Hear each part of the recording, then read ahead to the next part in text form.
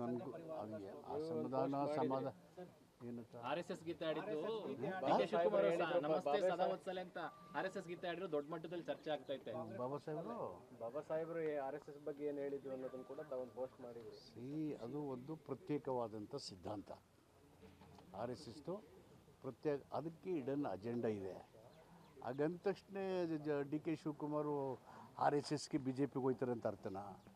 ನಾವು ಹಿಂದೂಗಳಿದ್ದೀವಪ್ಪ ಅನ್ನೋದು ಹೇಳಿದ್ದಾರೆ ಅಷ್ಟೇ ಹೊರತು ಆ ಸಿದ್ಧಾಂತವನ್ನು ಕಾಂಗ್ರೆಸ್ಸು ನಿರಂತರವಾಗಿ ಅಥವಾ ಯಾರ್ಯಾರು ಸೆಕ್ಯುಲರಿಸಮ್, ಡೆಮಾಕ್ರಸಿ, ಕಾನ್ಸ್ಟಿಟ್ಯೂಷನ್ ಬಗ್ಗೆ ಬಲವಾದ ನಂಬಿಕೆ ಇದೆ ಅವರೆಲ್ಲರೂ ಕೂಡ ವಿರೋಧಿಸ್ತಾರೆ. ಸರ್, ಈಗ ರಾಹುಲ್ ಗಾಂಧಿ ಅವರೇ ನಾವು BJPಗಿಂತ ಮೊದಲು RSS ಅನ್ನು ಸೋಲಿಸಬೇಕು, RSS ಸಿದ್ಧಾಂತಗಳು ಹಂಗಿದಾವೆ, ನೀವು ಹಂಗೆ ಹೇಳೋರು ಪಕ್ಷದ ರಿಲಿಜಿಯಸ್ ಎಕ್ಸ್ಟ್ರೀಮಿಸಮ್, ಧರ್ಮಾಂಧತೆ ಪ್ರಜಾಪ್ರಭುತ್ವಕ್ಕೆ, ಸಂವಿಧಾನಕ್ಕೆ, ದೇಶದ ಬಹುತ್ವಕ್ಕೆ ದೊಡ್ಡ ಆಘಾತ ಉಂಟು ಮಾಡುವಂಥ ಸಂಘಟನೆಗಳು ಯಾವುದೇ ಇದ್ರೂ include RSS, we should condemn. Sir, Dharmasthala ಕೇಸ್ನ NIA